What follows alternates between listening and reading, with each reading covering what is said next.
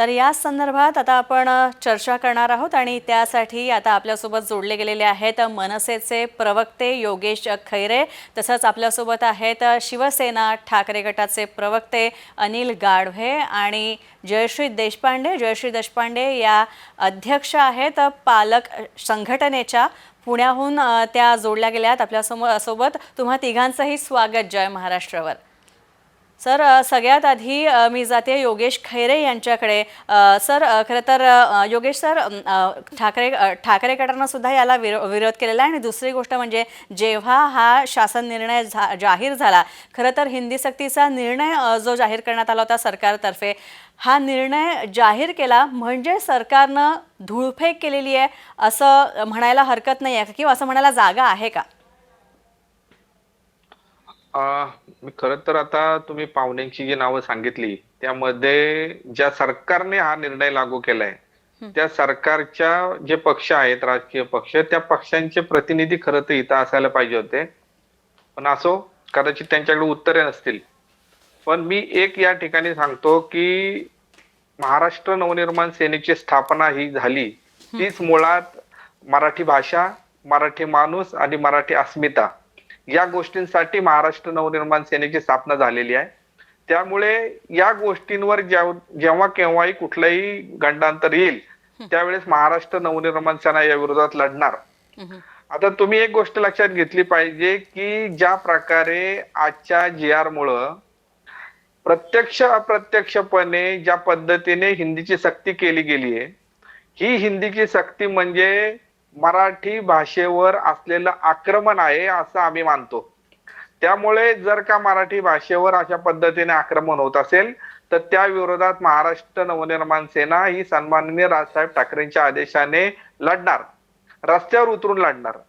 आता खरं तर एक गोष्ट लक्षात घेतली पाहिजे की ही मागच्या काळात ज्या प्रकारची वक्तव्य शिक्षण मंत्री माननीय दादा भुसेंनी केली असतील, देवेंद्रजी फडणवीस साहेबांनी केले असतील, तर त्यांच्या वक्तव्यातून असं ध्वनित होत होतं की हिंदीची जी सक्ती केली गेली ती स्थगित केली जाईल किंवा मागे घेतली जाईल, अशा पद्धतीची स्टेटमेंट्स यांच्याकडून आलेली होती. पण आज ज्या पद्धतीचा GR काढला गेलाय यातून हे स्पष्ट होतंय की ती धुळफेकच आज केलेली आहे आणि ती स्टेटमेंट मध्ये सुद्धा धुळफेकच होती. खरं तर आपण सगळ्यांनी लक्षात घेतलं पाहिजे की हिंदीची सक्ती करण्याची आवश्यकताच काय महाराष्ट्रासारख्या राज्यामध्ये, की यात मी दोन गोष्टी यात सविस्तरपणे सांगतो. की एक पहिली गोष्ट अशी की ज्या विद्यार्थ्यांना जी पहिलीतली जी मुलं आहेत ती कोवळ्या वयातली 5-6 वर्षाची मुलं असतात, त्यांच्यावर तुम्ही अभ्यासाचा किती लोड टाकणार आहात? तुम्ही त्यांना मराठी इंग्रजी शिकवणार, तुम्ही आता हिंदीचा आणलेलं आहे सोबत, जो सगळीकडे खरं तर मुद्दा दुर्लक्षित होतोय की या 3 भाषांसोबत महाराष्ट्रात अनेक प्रकारच्या बोली भाषा बोलल्या जातात. योगेश खैरे, मी तुम्हाला थोडंसं थांबवते कारण याच मुद्द्यावर याच प्रश्नाच्या संदर्भात मी प्रतिक्रिया जाणून घेते. आता अनिल गाढवे यांच्याकडे मी जाते, ठाकरे गटाचे प्रवक्ते. अनिलजी, आपलं काय मत आहे यावर? अगदी अगदी आता जरा योगेशजींनी मनसेच्या प्रवक्त्यांनी जे काही सांगितलं त्याच्याशी मी 100% सहमत आहे. त्यांनी आता शेवटाला एक मुद्दा सांगितला, एका कोवळ्या वयामध्ये त्यांना ही भाषेची सक्ती केली जाते. आपण एका वेगळ्या अँगलने याच्याकडे पाहूयात. ज्या वयामध्ये मातृभाषा प्रगल्भ होते, विद्यार्थ्यांची मातृभाषेवरची पकड बसत असते, त्या वयामध्ये आपण एखादी तिसरी लँग्वेज आपण ज्यावेळेस त्यांना सक्तीची म्हणून ठेवतो तिथे मातृभाषेवर कुठतरी अन्याय होतो. लक्षात घ्या. आता अगोदरच महाराष्ट्रामध्ये मराठीची किती गळचेपी चालू आहे, मराठी शाळांचा काय अवस्था आहे हे काही वेगळं सांगायची गरज नाही. त्यात ही हिंदीची सक्ती म्हणजे आपण जे म्हणतो पाहुणे जरी असंख्य पोचते मराठी परी आपुल्याच घरात हाल सोसते मराठी, आज हाल नाही, आज तिची दयनीय अवस्था म्हटलं तरी वावगं ठरू नये. मी पुन्हा सांगतो, ही सक्ती ही एका राजकीय षडयंत्राचा भाग आहे. हे कुठेही हिंदीला वाढवण्याचं, हे इथे कुठेही हिंदीच्या बद्दल यांची काही आस्था वगैरे काही नाही. हे राजकीय षडयंत्र आहे. भविष्यामध्ये होऊ घातलेल्या विशेषतः मुंबई महानगरपालिका असेल या निवडणुकांच्या अनुषंगाने एका विशिष्ट प्रवर्गाला आपल्याकडे खेचण्यासाठी, आपल्याकडे वळवण्यासाठी हा सपशेल एक डाव आहे आणि याची सुरुवात त्यांनी या सगळ्यापासून केलेली आहे. आणि लक्षात घ्या, आजही मुंबई महापालिकेची तुम्ही जर अवस्था बघाल तर जवळपास 53 भारतीय जनता पक्षाच्या 84 पैकी 53 नगरसेवक हे नॉन मराठी आहेत, म्हणजे महाराष्ट्रीयन नाहीत, ते इतर प्रांतीय आहेत. मग तुम्हाला समजायला हवं भविष्य यांचं कुणीकडे चालणार आहे. पण या सगळ्यामध्ये तुम्ही शिक्षण व्यवस्था कुठेतरी दावणीला बांधू नका. महाराष्ट्राची शिक्षण व्यवस्था विशेषतः माझी मराठी भाषा दावणीला बांधू नका. मागच्या निवडणुकीच्या वेळेस मराठीला अभिजात भाषेचा दर्जा देताना यांनी राजकीय ती वेळ साधली. अगदी याही वेळेस राजकीय वेळ साधायचं हे एक सुंदर षडयंत्र या फडणवीसी डोक्यातनं आलेलं आहे, इथे मी स्पष्टपणे सांगतो. नक्कीच आपली प्रतिक्रिया पोहोचली. धन्यवाद याबद्दल. यानंतर मी जयश्री देशपांडे यांच्याकडे जाणार आहेत. पालक संघटना पुण्याच्या अध्यक्ष आहेत. जयश्री देशपांडे, काय सांगाल याबाबत? खरं तर विद्यार्थ्यांचा विचार हा निर्णय घेताना घेण्यात आलेला नाहीये का? काय वाटतं तुम्हाला? नाही, निश्चितच पहिल्यांदा आपण हा खूप चांगला मुद्दा इथे चर्चेला आणला आहे, त्याबद्दल मी आपलं स्वागत करते. वास्तविक पाहता मध्यंतरी जो एक निर्णय आला होता की आता हिंदी सक्तीची होणार आणि तो निर्णय कुठेतरी अंशतः मागे घेण्यात आला, परंतु त्यावेळेला असं कुठेही तसूबरही कोणा पालकांना कोणालाही कल्पना नव्हती की खऱ्या अर्थाने हिंदीची सक्ती ही कॅन्सल झालेली आहे.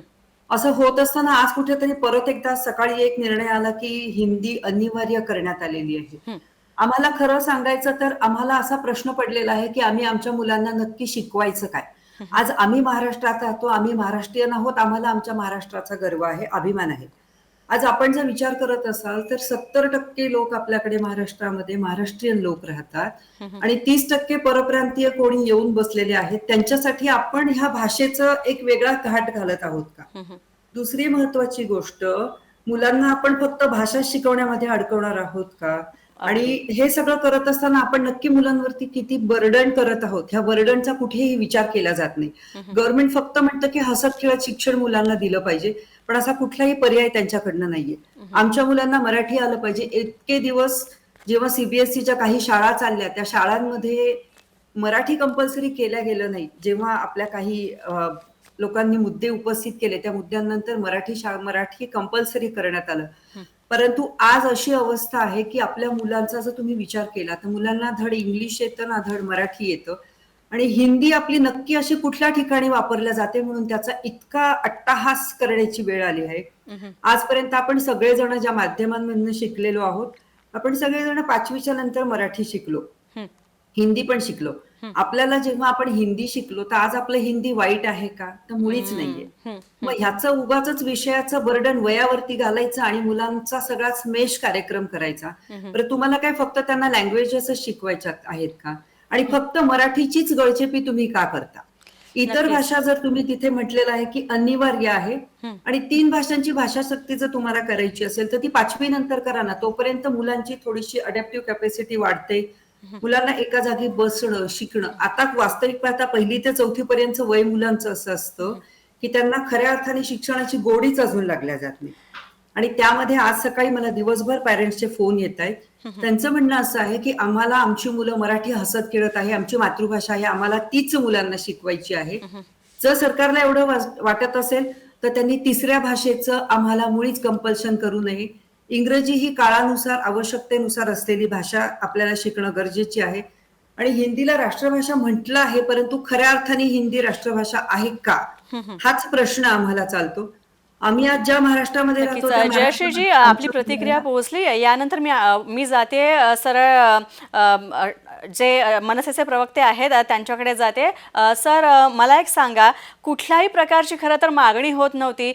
पालक संघटनेनं मागणी केली नव्हती, शिक्षक संघटनेनं मागणी केली नव्हती, विद्यार्थी संघटनेनं मागणी केली नव्हती. मात्र कुठल्याही प्रकारची मागणी होत नसताना सुद्धा उगाचच हा शासन निर्णय जाहीर करण्यात आलेला आहे हिंदी भाषा सक्ती विरोधातला. हा असं वाटतं का तुम्हाला? उगाचच नाही, हे बरोबरच आहे. आता ज्या ताई बोलत होत्या त्यांना मी स्पष्ट सांगू इच्छितो की हिंदी ही देशाची राष्ट्रभाषा नाही. घटनेमध्ये सुद्धा तिचा उल्लेख राष्ट्रभाषा म्हणून नाहीये. ती फक्त एक 6-7 राज्यांमध्ये बोलली जाणारी भाषा आहे. त्यामुळे ती त्या राज्यांची राज्यभाषा असू शकते, राष्ट्रभाषा नाही. आता तुम्ही जे विचारलं की ही गरजेची होती का, ते 100% गरजेचं नव्हतं.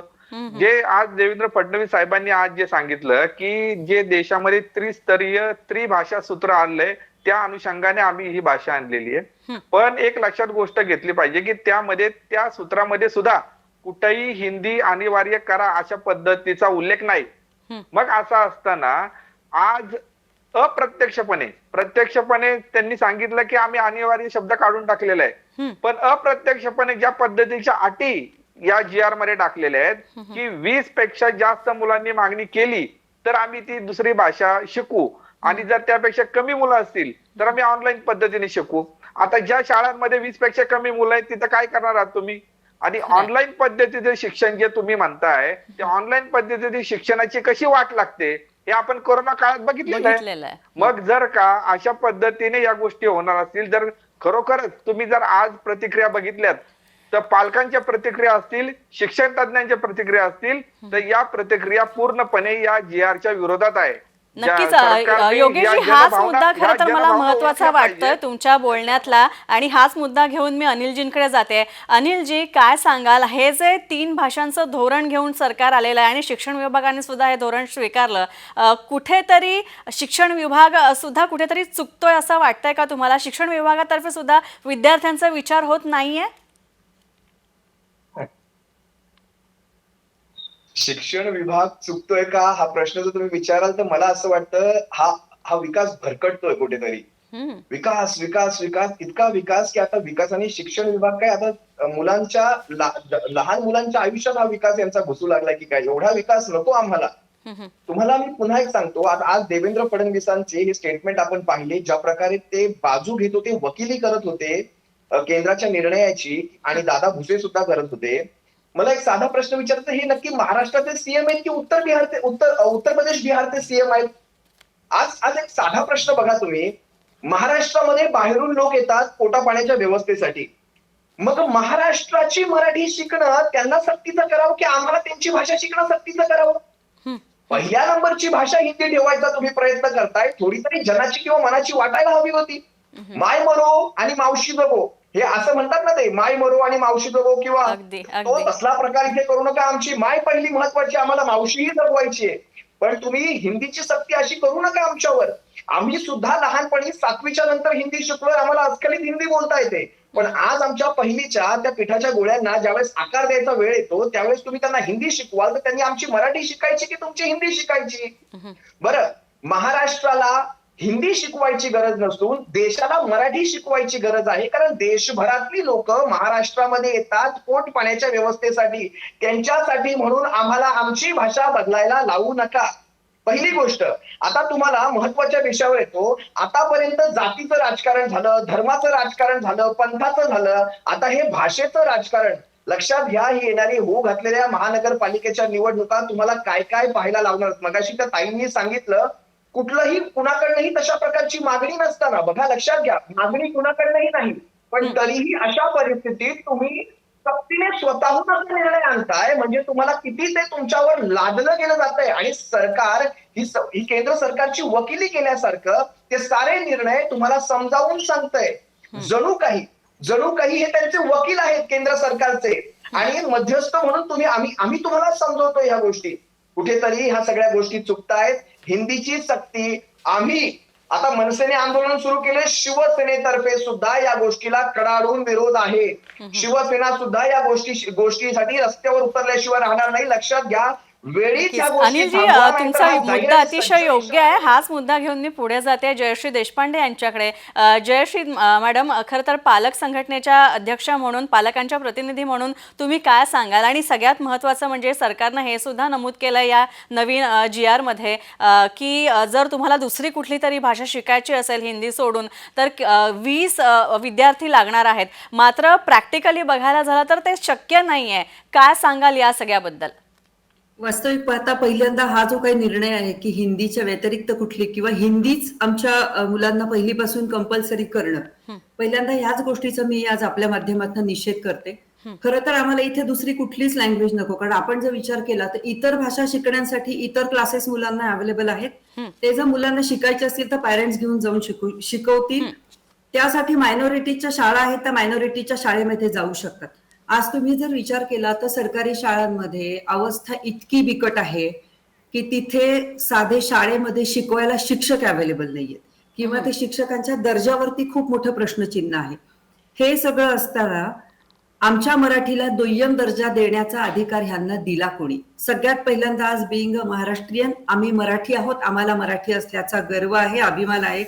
तुम्ही जर का आज कर्नाटकमध्ये गेलात तर त्यांची फर्स्ट लँग्वेज कायम ही कर्नाटक येते. मग तुमच्याकडे आलेल्या लोकांना तुम्ही एवढी मुभा कशासाठी देताय? आणि हे नेमकं कुणासाठी, कुणाला रात्रीत पडलेलं स्वप्न आहे आणि असं ते हिंदी वाचून कुणाचं काय अडतं ह्याचा खरंच आम्हाला फार मोठा प्रश्न पडलेला आहे. आज मुलांना आम्हाला मराठी शिकवताना आमची मातृभाषा आहे, हसत खेळत आमची मुलं शिकतायत, आम्ही शिकवू शकतो. पण आज किती घरांमधले लोक ह्या गोष्टी हिंदी शिकवू शकणार आहेत? आणि हिंदी आम्हाला नकोच आहे. आमच्या मुलांना मराठी आणि इंग्रजी या 2 भाषांचंच फक्त आम्ही या ठिकाणी स्वागत करतो. नक्कीच. खरं तर या सगळ्याच्या निमित्तानं आपण एकच इथे नमूद करू इच्छितो की या हिंदी भाषा सक्तीच्या निर्णयाला सर्व स्तरातून अगदी सगळ्या राजकीय पक्षांच्या माध्यमातून सुद्धा आणि पालक शिक्षक संघटनांच्या माध्यमातून सुद्धा विरोध नोंदवला जातोय. तुम्ही सगळे या चर्चेत सहभागी झालात त्याबद्दल खूप खूप आभार तुमचे. तर आपण पाहतो या निमित्तानं भाजप आणि RSSचा एक खरं तर अजेंडा त्यांनी राबवण्यात आला होता आणि त्यांचं एक लक्ष आपल्याला आठवतं ते म्हणजे एक राष्ट्र, एक भाषा आणि एक संस्कृती. मात्र हा अजेंडा राबवत असताना कुठेतरी संस्कृतीची आणि पर्यायाने मराठीची, महाराष्ट्राची किंवा त्या राज्यांची गळचेपी तर होत नाहीये ना, हा सरकारनं विचार करायला हवा.